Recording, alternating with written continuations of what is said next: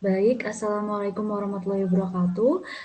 Selamat pagi Bu Mentari dan teman-teman semuanya. Pada hari ini, saya dan rekan-rekan saya dari kelompok 5 akan mempresentasikan hasil dari observasi kami di Yans Keramik. Untuk anggotanya sendiri ada saya, Atski Sabita, kemudian ada Abdul Aziz, Agnia Nur, dan Andi Mutia. Baik, Yans Keramik sendiri itu merupakan UMKM yang bergerak di bidang produksi kerajinan keramik seperti gelas, mangkuk, vas, pot, dan souvenir lainnya. Nah, Yans Keramik sendiri itu berlokasi di Malang, Jawa Timur, yang telah berdiri sejak tahun 90-an. Nah, UMKM ini sendiri itu didirikan oleh Ibu Sri Handayani yang memulai usahanya setelah bekerja di toko keramik milik tetangga. Kemudian setelah mendapatkan pengalaman tersebut, beliau membuka toko sendiri. Baik, berikut ini merupakan struktur organisasi dari Yans Keramik. Nah, untuk Yans Keramik sendiri itu sebenarnya tidak ada struktur organisasi yang formal, tetapi berdasarkan hasil wawancara, itu pemiliknya sendiri, yaitu Ibu Sri Handayani, itu menjadi pemilik, kemudian direktur produksi dan SDM. Selanjutnya itu ada manajer operasional dan pemasaran, itu dipegang oleh anak pertamanya. Kemudian yang selanjutnya itu dia Keramik juga membuka workshop untuk keramik. Itu dipegang oleh anak keduanya. Kemudian untuk pekerjanya sendiri di Keramik itu pekerjaannya itu bukan pekerja tetap, tetapi pekerja borongan. Nah, selanjutnya yaitu pemasaran produk. Nah, untuk pemasaran produk sendiri di Yans Keramik itu ada pemasaran offline dan juga online. Nah, untuk pemasaran offline itu langsung di toko Yans Keramik sendiri. Untuk pemasaran online-nya itu lewat e-commerce seperti Tokopedia dan Shopee. Untuk jangkauan pasarnya sendiri, Yans Keramik itu sebenarnya dijual di Indonesia saja, tetapi Yans Keramik juga pernah mengekspor barangnya ke luar negeri, tapi tidak secara langsung, tetapi melalui pihak ketiga atau pengepul dari kerajinan keramik. Nah, untuk proses produksinya sendiri, Yans Keramik itu memproduksi berbagai kerajinan berbahan dasar tanah liat seperti gelas, mangkuk, piring, dan pot dengan menggunakan cetak tuang atau slip casting. Nah, yang memungkinkan produk dalam jumlah besar secara manual. Nah, seluruh proses produksi ini dikelola oleh keluarga dengan dukungan tenaga kerja tidak tetap saat permintaan meningkat. Nah, setiap tahap produksi mulai dari pencampuran bahan, pencetakan, pembakaran hingga pengemasan dilakukan secara bertahap dengan fokus pada kualitas dan daya tahan produk.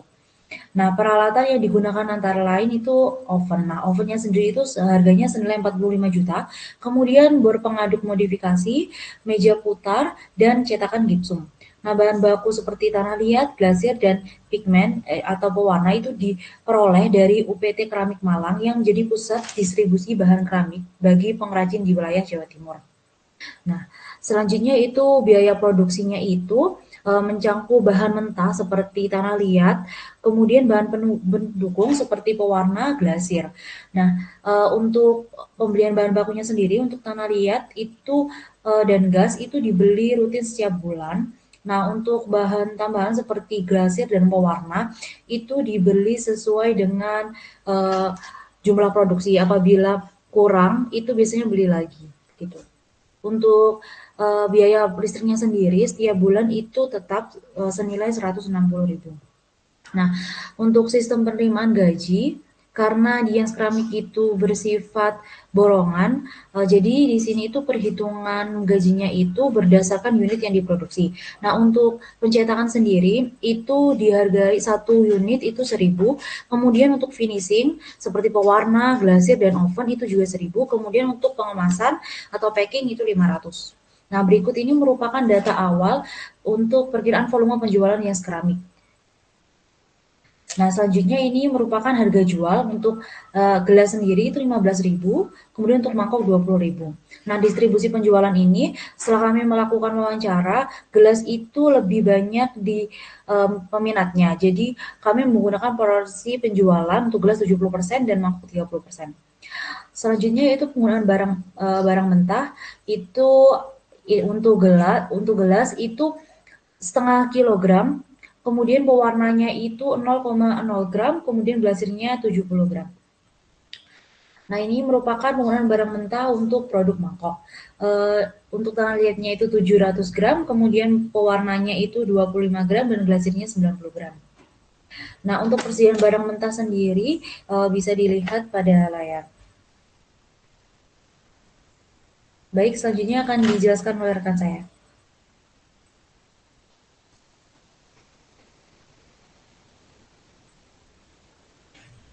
Untuk Agni, silakan.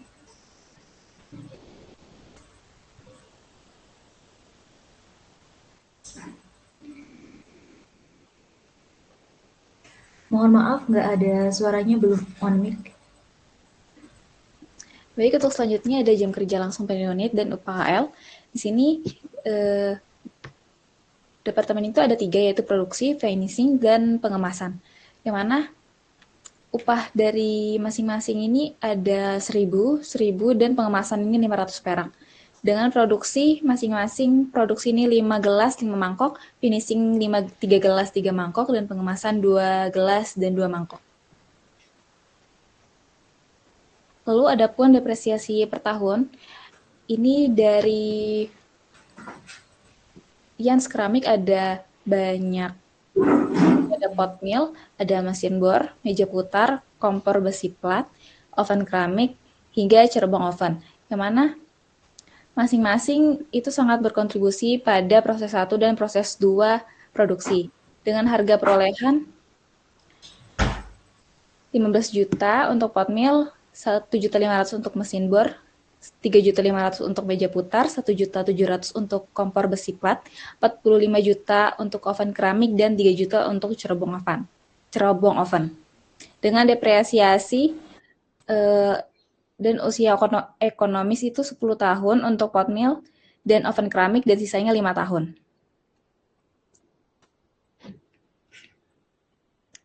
Adapun untuk forecast penjualan ini, menyusun penjualan tahun 2025 ini menggunakan metode peramalan berbasis historis dan musiman. Metode ini mengandalkan data penjualan dari tahun-tahun sebelumnya untuk mengidentifikasi pola musiman yang berulang, seperti permintaan yang melonjak pada bulan Ramadan. Jadi langkah awal peramalan dimulai dengan pengumpulan data kuantitatif dan kualitatif. Lalu dilakukan analisis distribusi musiman berdasarkan presentasi penjualan tiap triwulan. Nah, dari hasil analisis tersebut bakal diketahui bahwa penjualan tertinggi pada triwulan 2, sedangkan penjualan terendah pada triwulan 1. Dan pada pola tersebut, dan langsung aja dari rencana penjualan, untuk per triwulan rencana penjualannya ini, volume total keseluruhannya dalam setahun ini diperkirakan mencapai 8.420 dengan 70%-nya itu dari gelas dan 30%-nya dari mangkok. Dan anggaran penjualannya yang keramik pada tahun 2025 untuk total keseluruhan dari jumlah penjualan gelas itu 5.894 dengan harga per unitnya 60.000 dengan jumlah penjualan sebesar 88.410. Itu untuk gelas, namun untuk mangkok sebesar 50.520 dengan harga per unitnya itu 80.000 di total, dan juga jumlah penjualannya sebanyak 2.526, yang mana lebih sedikit dibandingkan gelas.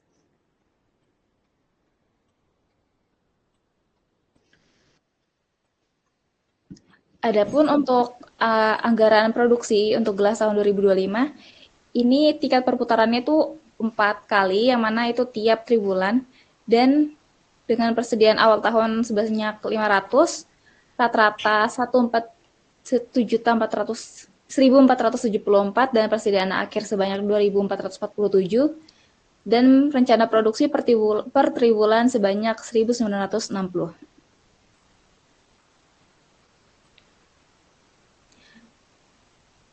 Untuk anggaran produksi untuk gelas,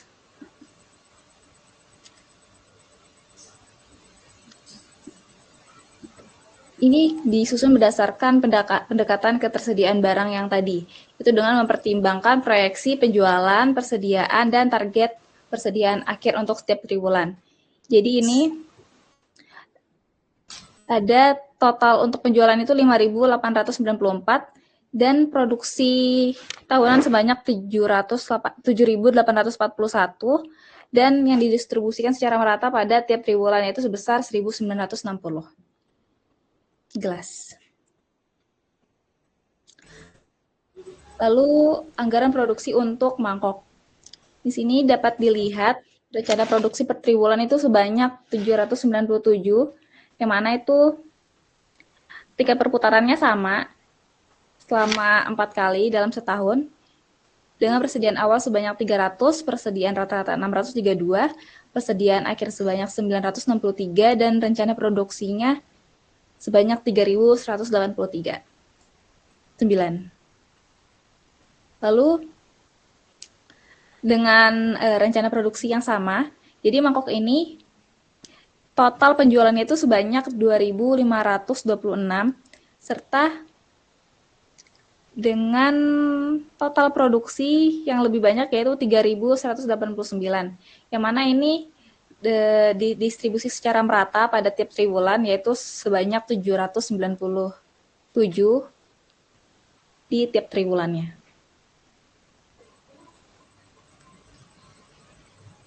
Selanjutnya ada rencana kebutuhan bahan mentah.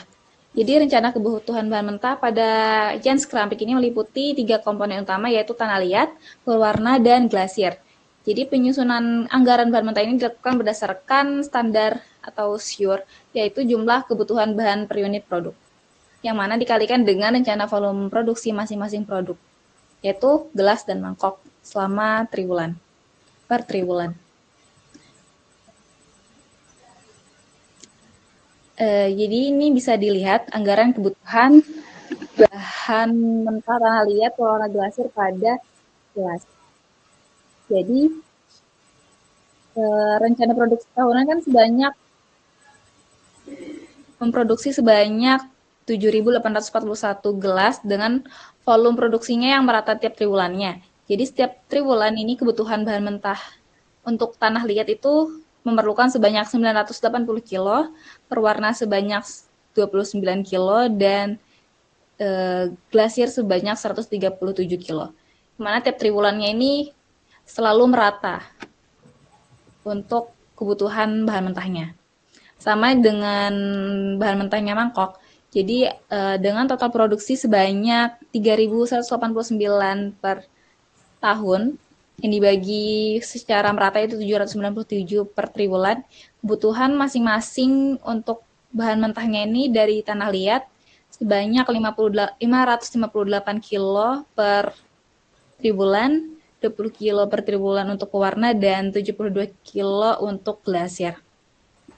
Jadi dibandingkan dengan produk gelas, produk mangkok ini memerlukan lebih banyak tanah liat dan glasier per unit, yang mana menunjukkan bahwa karena mangkok ini punya struktur fisik dan proses yang berbeda dibandingkan gelas, kayak gitu.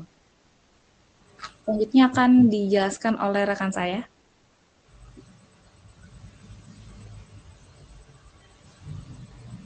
Baik, selanjutnya itu rencana pembelian bahan mentah. Jadi ini untuk anggaran kebutuhan bahan mentah tanah liat. Untuk keseluruhan total seluruh triwulannya itu jumlah kebutuhannya 6.153, kemudian persediaan akhirnya 6.050, persediaannya 12.203, untuk persediaan awal 5.050. Jadi untuk total seluruh pembeliannya 71.528 juta.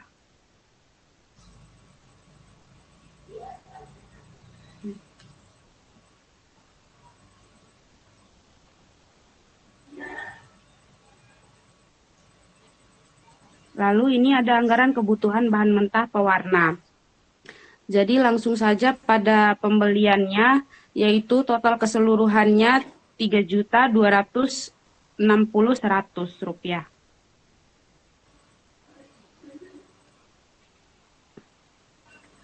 Lalu ada anggaran kebutuhan bahan mentah glasier. Untuk total keseluruhannya, unit belinya 936, harga per unit 53.000, jadi jumlahnya 12.410.000.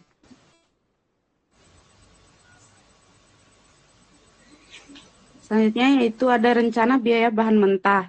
Jadi ini anggaran biaya bahan mentah, tanah liat, pewarna, dan glasir.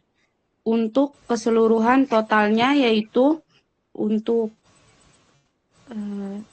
keseluruhan triwulan 45.360.185.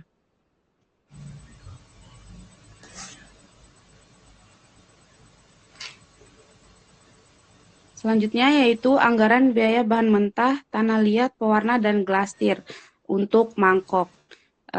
Total keseluruhannya di seluruh triwulannya yaitu 25.814.95.500 rupiah.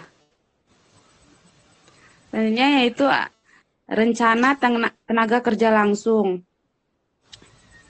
Jadi ini anggaran pemakaian tenaga kerja untuk kelas. Untuk total unit produksinya itu 3.921.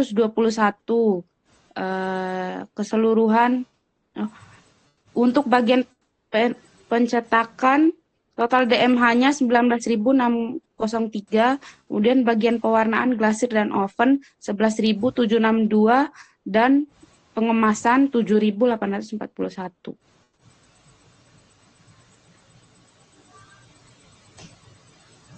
Selanjutnya ini untuk anggaran pemakaian tenaga kerja mangkuk. Jadi unit produksinya itu 2.232.000. Kemudian untuk bagian pencetakan 11.162, bagian pewarnaan glasir dan oven itu 6.069.7. Untuk bagian pengemasannya 4.465. Baik, selanjutnya akan dijelaskan oleh rekan saya.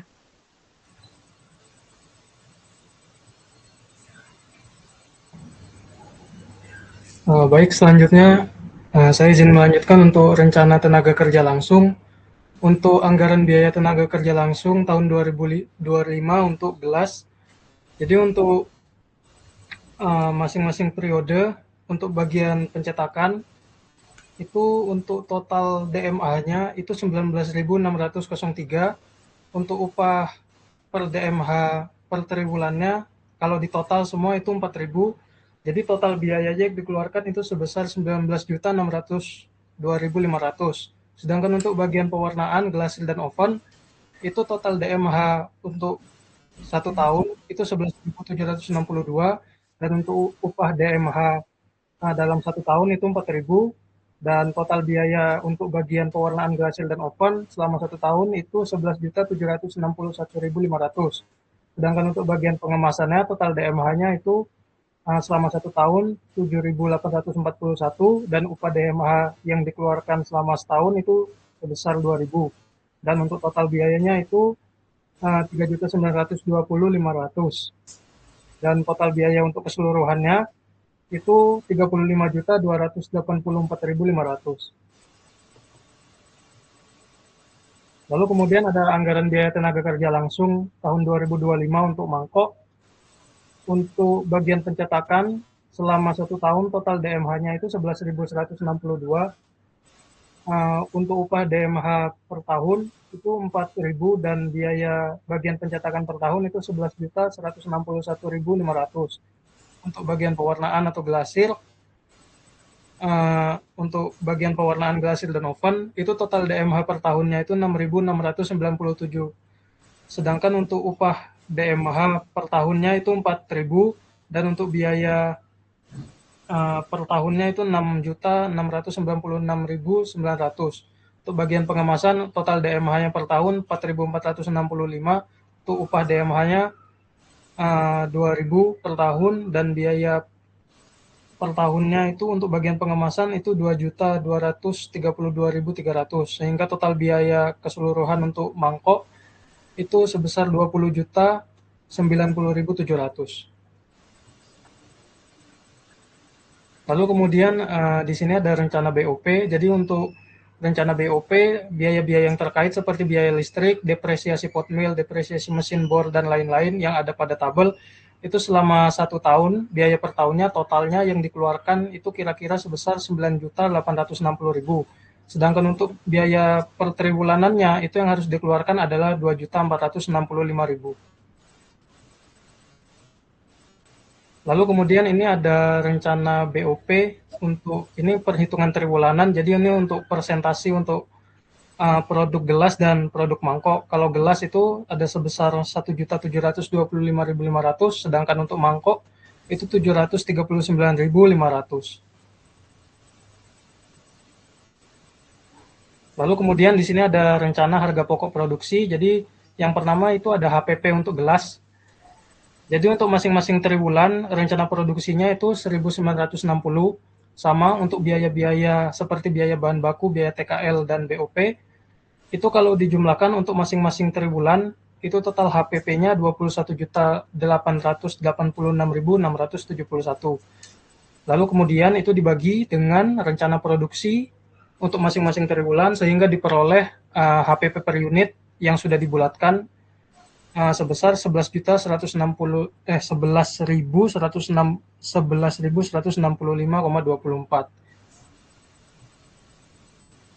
Lalu kemudian ini HPP untuk mangkok, jadi rencana produksi per triwulannya itu sebesar 797, dan biaya-biaya yang terlibat untuk menyusun HPP-nya itu untuk tiap triwulan itu biayanya 12.215.914. Lalu kemudian dibagikan dengan rencana produksinya, maka diperoleh HPP per unitnya itu setelah dibulatkan adalah 15.322,56.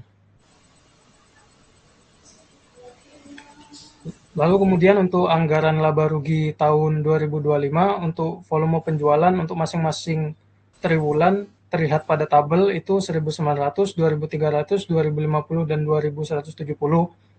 Lalu untuk penerimaan penjualan itu bisa dilihat dan juga HPP itu sudah termasuk di tabel.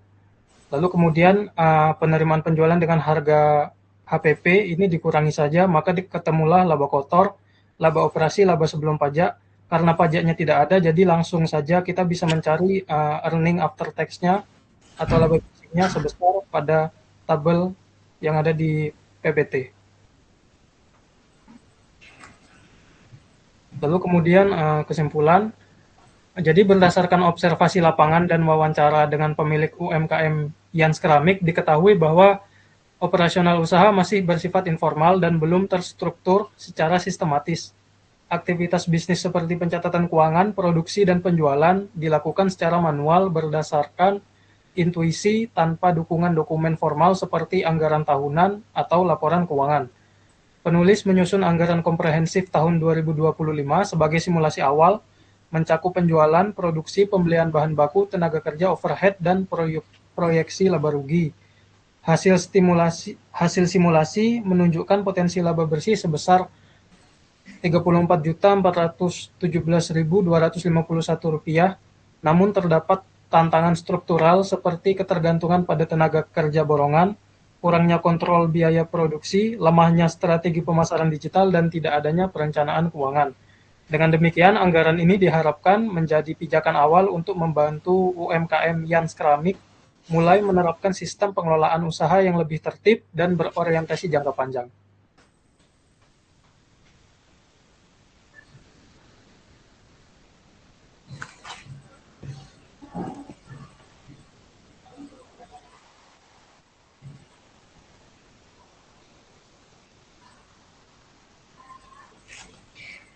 Baik, sekian presentasi dari kami.